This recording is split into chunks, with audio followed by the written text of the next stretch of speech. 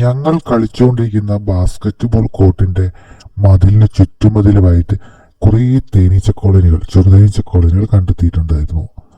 അപ്പോൾ എത്ര തേനീച്ച കോളനി നമ്മൾ കണ്ടെത്തി നോക്കാം. ആദ്യത്തെ സൈറ്റാണ് കേട്ടോ ഇത്. നമ്മൾ നോക്കുമ്പോൾ ആദ്യമായിട്ട് കണ്ട സൈറ്റാണ് ആ ബാസ്കറ്റ്ബോൾ കോർട്ടിന്റെ ചുറ്റുമതിൽ അങ്ങ് നീണ്ടു നിവർന്ന് കിടക്കുകയാണ്. അപ്പോൾ ആദ്യത്തെ സൈറ്റിൽ തന്നെ നമുക്ക് കാണാൻ സാധിക്കും തേനീച്ചകൾ വളരെ ശക്തമായിട്ട് കയറി ഇറങ്ങുന്നതൊക്കെ. അപ്പം അതൊരു മതിലിന്റെ ചവിട്ടുപടി ഉണ്ട്, അതിനിടയിലൊരു കല്ല് കെട്ടിയിട്ടുണ്ട്. അത് കരിങ്കല്ലോ സിമെന്റ് കല്ലോ ആയിരിക്കണം. അതിനകത്ത് ഉള്ളിൽ പൊള്ളയായതുകൊണ്ടായിരിക്കണം തേനീച്ചകൾ വളരെ ശക്തമായിട്ട് തന്നെ അതിനകത്ത് ഉണ്ടെന്ന് നമുക്ക് മനസ്സിലാക്കാൻ കഴിയുന്നുണ്ട് കേട്ടോ.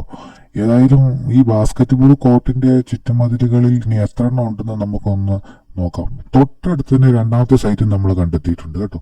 അപ്പോൾ നോക്കുമ്പോൾ രണ്ടാമത്തെ സൈറ്റ് ഈ മറ്റേ സൈറ്റിനെ പോലെ അല്ല, ഒരു ചെറിയൊരു ഹോളിനകത്ത് തേനീച്ചകൾ കൂടിയിരിക്കുകയാണ്.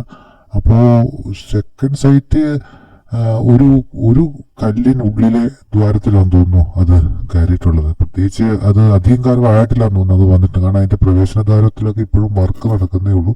തേനീച്ചകൾ ശക്തമായിട്ടുണ്ട് താനും, അത് പുറത്തേക്ക് ഇറങ്ങിയും പോകുന്നൊക്കെ ചെയ്യുന്നുണ്ട്. എന്തായാലും ഈ നമുക്ക് കാണാൻ സാധിക്കുന്നത് ഈ ചുറ്റുമതിലിനകത്ത് നല്ല വെയിലുണ്ട്. വെയില് ഉണ്ടെങ്കിലും നമുക്ക് ഈ തേനീച്ചകളെ അത് ബാധിക്കുന്നതേ ഇല്ല, കാരണം നല്ല തണുപ്പായിരിക്കും. ഇതാണ് അതിന്റെ ആ സൈറ്റ്. നമ്മൾ അങ്ങോട്ട് പോയി നോക്കാം എത്ര സൈറ്റ് കണ്ടെത്താൻ പറ്റും ഈ ബാസ്കറ്റ്ബോൾ കോർട്ടിൽ നിന്ന്. നമുക്ക് നോക്കുമ്പോൾ ഇനി കുറച്ച് ദൂരം, ഇനി മൂന്നാമത്തെ സൈറ്റ് എവിടെയാണെന്ന് നമുക്ക് കണ്ടുപിടിക്കാം. മൂന്നാമതുണ്ടെങ്കിൽ നമുക്ക് മൂന്നാമത്തെ സൈറ്റ് കണ്ടുപിടിക്കാം. എന്തായാലും കുറേ തേനീച്ചകളിലൂടെ പറക്കുന്നുണ്ട്. നമുക്ക് എത്ര സൈറ്റ് ഉണ്ടോ നമുക്ക് നോക്കാം. എന്തായാലും ഈ ചുറ്റുമതിൽ കെട്ടിയിരിക്കുന്നത് കരിങ്കല്ല് കൊണ്ടോ അല്ലെങ്കിൽ വെട്ടുകല്ല് കൊണ്ടോ ആയിരിക്കണം. വെട്ടുകല്ലായിരിക്കാൻ സാധ്യതയില്ല. കരിങ്കല്ലിന്റെ ഇടയിലുണ്ടാകുന്ന ദ്വാരങ്ങളിലോ അല്ലെങ്കിൽ സിമെന്റ് കല്ലിന് ഹോളോ ബ്രിക്സ് ഉള്ള സിമെന്റ് കല്ലോ ആയിരിക്കണം. കാരണം ചാന്ത് തേച്ച് പിടിപ്പിച്ചിട്ടുണ്ട്. ചാന്തിനിടയിൽ കൂടെ അങ്ങിങ്ങായിട്ട് വിള്ളലുകളും ഉണ്ടാകും. വിള്ളലുകളിലാണ് ഇവ തങ്ങളുടെ ആവാസ വ്യവസ്ഥ കണ്ടെത്തിയിട്ടുള്ളത്. എന്തായാലും ഈ സീസണിൽ കൂട് പിരിഞ്ഞു വന്ന തേനീച്ച മാതൃകോളയിൽ നിന്ന് പിരിഞ്ഞു വന്ന തേനീച്ചകളാണെന്ന് വ്യക്തമായിട്ട് മനസ്സിലാകും. കാരണം ഇപ്പം നമ്മൾ കണ്ട രണ്ട് സൈറ്റിലും തേനീച്ചകൾക്ക് എൻട്രൻസ് ഭാഗമൊന്നും കൃത്യമായിട്ട് പണി പൂർത്തിയായിട്ടില്ല. അതുകൊണ്ട് തന്നെ ഈ സീസണിൽ മൂന്നാമത്തെ സൈറ്റ് നമ്മൾ കണ്ടെത്തിയിട്ടുണ്ട് കേട്ടോ. അതാണ് മൂന്നാമത്തെ സൈറ്റ് ഇതേ നേരത്തെ കണ്ടതിന്റെ ഒരു സെയിം റിപ്ലിക്കാണ്. കാരണം ഒരു ചെറിയ ഹോളിനകത്ത് ഇവിടെ കൂടിയിരിക്കുകയാണ് മൂന്നാമത്തെ സൈറ്റ്. കാരണം അവിടെ പ്രത്യേകിച്ച് വലിയ വിള്ളലുകളൊന്നും അല്ല കാണുന്നുണ്ടെങ്കിൽ എനിക്ക് തോന്നുന്നത് ഹോളോ ബ്രിക്സ് തന്നെയായിരിക്കണം. കാരണം ഹോളോ ബ്രിക്സിനകത്ത് വിള്ളലുകൾ കൃത്യമായി കണ്ടെത്തി തേനീച്ചകൾ അവിടെ കൂട് കൂട്ടിയിരിക്കാനാണ് സാധ്യത. എന്തായാലും മൂന്നാമത്തെ സൈറ്റ് അവർക്ക് വളരെ സേഫാണ്. വളരെ ഇൻട്രസ്റ്റിംഗ് കാര്യം എന്താണെന്ന് വെച്ച് കഴിഞ്ഞാൽ ഇവിടെ ഒരു തണല് പോലും ഇല്ല. അതായത് തേനീച്ചയ്ക്ക് സാധാരണ തണൽ അവർ കണ്ടെത്തിയിട്ടാണ് അവരവിടെ കൂടെ കൂട്ടാറ്. ഇവ മഴ പെയ്തു കഴിഞ്ഞാൽ വെള്ളം കയറില്ലെങ്കിലും ഒട്ടും നേരെ വെയിലടിക്കും. പക്ഷെ വെയിലടിച്ചെങ്കിലും അതിനുള്ളിൽ നല്ല തണുപ്പായിരിക്കും. അതുകൊണ്ടായിരിക്കണം അവർ അവിടെ കൂട് കൂട്ടിയിരുന്നത്. ഇനി അടുത്ത സൈറ്റ്, നാലാമത്തെ സൈറ്റ് കിട്ടുവാണെങ്കിൽ നമുക്ക് നോക്കാം അവിടെ കിട്ടുമെന്ന്. നാലാമത്തെ സൈറ്റ് നമുക്ക് നേരത്തെ കാണിച്ച തരത്തിലുള്ള ദൂരത്തിൽ കൂടെ നമ്മൾ എത്തിക്കഴിഞ്ഞു. ഹോളുകൾ അങ്ങിങ്ങായിട്ട് കാണുന്നുണ്ടെങ്കിലും അവിടെയൊന്നും നമുക്ക് തേനീച്ചകളെ കൂട്ടത്തെ കാണുന്നില്ല. പക്ഷെ എവിടെയെങ്കിലും ഇനി നാലാമതൊരു സൈറ്റ് കൂടെ നമ്മൾ കണ്ടെത്താൻ സാധ്യതയുണ്ട്. എന്തായാലും കണ്ടെത്താൻ സാധ്യതയുണ്ട്. കാരണം തേനീച്ചകൾ അങ്ങിങ്ങായി പറക്കുന്നത് ഞാൻ കണ്ടിരുന്നു. എന്തായാലും ഇതുവരെ കണ്ടെത്തിയിട്ടില്ല. ഏകദേശം ഇവിടെയായിട്ട് വരുമോ നോക്കട്ടെ.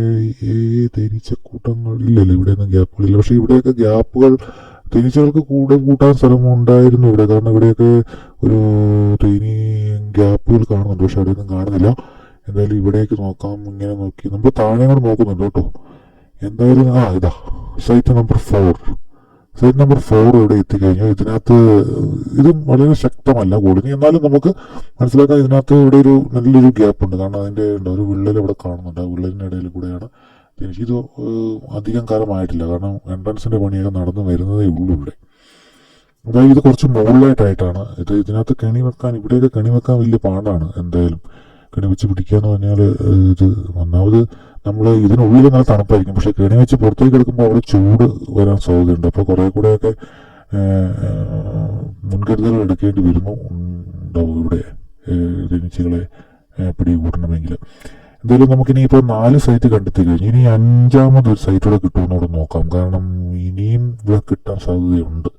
കാരണം സീസൺ ആയതുകൊണ്ട് തന്നെ തേനീച്ചകൾ പിരിഞ്ഞു പോകുന്ന സീസണാണ്. ആ സീസൺ ആയതുകൊണ്ട് ഏതോ മാതൃകോളിന് ശക്തമായ കോളനിയാണ് പിരിഞ്ഞു വന്നിട്ടുള്ളതെന്ന് ഒരു സംശയമില്ല. കാരണം അത്രയധികം തേനീച്ച കൂട്ടങ്ങളെ ഇവിടെ ഇങ്ങോട്ട് കാണുന്നുണ്ടായിരുന്നു. നമുക്ക് ഇവിടെയൊക്കെ നോക്കുന്നുണ്ട്, പക്ഷേ ഒന്നും കാണുന്നില്ല. അഞ്ചാമത്തെ സൈറ്റ് കണ്ടെത്തി കഴിഞ്ഞു. ഇതാ തേനീച്ചകൾ കയറി പോകുന്നത്. ഇതാണ് ഇത് വളരെ പുതിയ കോളനിയാണ്. പുതിയെന്ന് പറഞ്ഞാൽ കാരണം എൻട്രൻസിന്റെ പണി ഒന്നുമായിട്ടില്ല. അവർ വന്ന് കണ്ടെത്തിയതേ ഉള്ളൂ. ഈ കോളനി എൻട്രൻസ് ഒന്നും പണി പൂർത്തിയായിട്ടില്ല. അവർ വളരെ ആക്റ്റീവായിട്ട് പണിയെടുത്ത് തുടങ്ങിയിട്ടുണ്ട്. പക്ഷേ അവർക്ക് ഇത് വളരെ ഈ സീസണിൽ വന്നതെന്ന കാര്യത്തിൽ വളരെ വ്യക്തമാണ്. അതിനകത്തൊരു ബിഗ് ഗ്യാപ്പാണ് അവിടെ കണ്ടെത്തിയിട്ടുള്ളത്. ഒരു വലിയ രണ്ട് കല്ലുകൾ ചേർത്ത് വെച്ചതിന് ഇടയ്ക്ക് ആണ് അവർ സ്ഥലം കണ്ടെത്തിയിട്ടുള്ളത്, അഞ്ചാമത്തെ കോളനിയായിട്ട്. ഇനിയും നമുക്ക് പരിശോധിക്കാം, ഇനിയും വേറെ എവിടെയെങ്കിലും ഉണ്ടോ എന്നുള്ളത് നമ്മളൊന്ന് പരിശോധിച്ച് നോക്കാം. എനിക്ക് തോന്നുന്ന ഇനിയും നമുക്ക് പ്രതീക്ഷ കൈവിടേണ്ടതില്ല. അത്രയും വലിയ ഏരിയയാണ്. ഇത്രയും സ്ഥലത്ത് വെക്കാമെങ്കിൽ ആ കോളനികൾ എവിടെയെങ്കിലും കാണാൻ സാധ്യത തള്ളിക്കളയാൻ കഴിയില്ല. എന്തായാലും ഒന്ന് വിശദമായി ഒന്ന് പരിശോധിക്കാം. വളരെ ഇതുവരെ ഒന്നും കണ്ടെത്തിയിട്ടില്ല. അതിൻ്റെ ഇതിവിടെ എത്തുമ്പോൾ മതിലിൻ്റെ നീളം, അതായത് ഉയരം കുറഞ്ഞിട്ടുണ്ട്. അപ്പോൾ താഴ്ഭാഗത്ത് നമുക്ക് നോക്കാം. കുറേ കൂടെ താഴ്ഭാഗത്താണ് വിള്ളലുകൾ കണ്ടുവരുന്നത്. അപ്പോൾ അവിടെയാണ് കൂടുതൽ സാധ്യത. എന്തായാലും ഇതുവരെ ഒന്നും കണ്ടെത്തിയിട്ടില്ല. അതിൻ്റെ മതിലിൻ്റെ അവസാനത്തോടെ എത്തിക്കഴിഞ്ഞു. പക്ഷേ ഇനിയും തിരിച്ചുകൂടെ ഒന്ന് പോയി നോക്കാം. നമ്മുടെ കണ്ണിൽ നിന്ന് മിസ്സായി പോയതാണോ ചെറിയ സംശയമുണ്ട്. ഒന്നുകൂടെ പോയി നോക്കാം ആ വഴി കൂടെ. ആറാമത്തെ സൈറ്റാണ് എനിക്ക് കിട്ടുവാണെങ്കിൽ തന്നെ ആറാമത്തെ സൈറ്റ് ആയിരിക്കും. ഏകദേശം ഇവിടെ ഒരു തേനീച്ചകൾ പാർന്നുണ്ടല്ലോ. ഏകദേശം ഇവിടെ പാർന്നത് കണ്ടിരുന്നു. പക്ഷേ വീണ്ടും പോയി നോക്കിയിട്ടും കണ്ടില്ല. തേനീച്ചകൾ അങ്ങോട്ടും ഇങ്ങോട്ടും പാടുന്നത് ഇവിടെ വേറെ എവിടെയോ ഉണ്ട്. ഇതാ ഏകദേശം ഇതാ കിട്ടിക്കഴിഞ്ഞു. സൈറ്റ് നമ്പർ 6 നമുക്ക് കിട്ടിക്കഴിഞ്ഞു. ഇതാണ് സൈറ്റ് നമ്പർ 6. അപ്പോൾ 6 കോളനികളാണ് നമുക്ക് ഏകദേശം ഒരു 100 മീറ്റർ അടുത്തുള്ളിൽ ഒരു ബാസ്കറ്റ് ബോൾ കോർട്ടിൻ്റെ ചുറ്റുമതിലിൽ നമുക്ക് കിട്ടിയിട്ടുള്ളത്. നമുക്ക് ഏറ്റവും ഇൻട്രസ്റ്റിംഗ് ആയ കാര്യം ഇവിടെ തേനീച്ചകൾ എങ്ങനെ വന്ന് ഈ സൈറ്റ് സെലക്ട് ചെയ്തു എന്നുള്ളതാണ്. കാരണം നേരിട്ട് വെയിൽ നന്നായിട്ട് അടിക്കുന്നുണ്ട്. പക്ഷേ അവർക്കത് പ്രശ്നമായിട്ട് അവർ കണക്കാക്കുന്നില്ല. അവർ വെയിൽ അവിടെ ഒരു വിഷയമായിട്ട് കാണുന്നില്ല. കാരണം ഉള്ളിൽ നല്ല തണുപ്പായിരിക്കാൻ സാധ്യതയുണ്ട്. കരിങ്കല്ലോ സിമെന്റ് കല്ലോ നിറഞ്ഞ ദ്വാരങ്ങളാണ് ഉണ്ടാകാനാണ് സാധ്യത. അതിനുള്ളിൽ വളരെ ശക്തമായ തണുപ്പുണ്ടാകും. നല്ല തണുപ്പും നല്ല കാലാവസ്ഥയായിരിക്കണം. അതുകൊണ്ടായിരിക്കും അവർ തിരഞ്ഞെടുത്തിട്ടുണ്ട്. ഇത് ഏതായാലും അതിൻ്റെ ചുറ്റുമതിൽ ഏകദേശം അവസാനിച്ചു. ഇതാണ് ആ ബാസ്കറ്റ് ബോളിൻ്റെ മൊത്തത്തിലുള്ള വ്യൂ. ആ ബാസ്കറ്റ് ബോൾ കോർട്ടിൽ മൊത്തത്തിൽ ഇതാണ് വ്യൂ. പ്രത്യേകിച്ച് അതിനകത്ത് ഈ ഉള്ളിലാണ് നമ്മൾ ഈ തേനീച്ച കോളനി കണ്ടെത്തിയത്.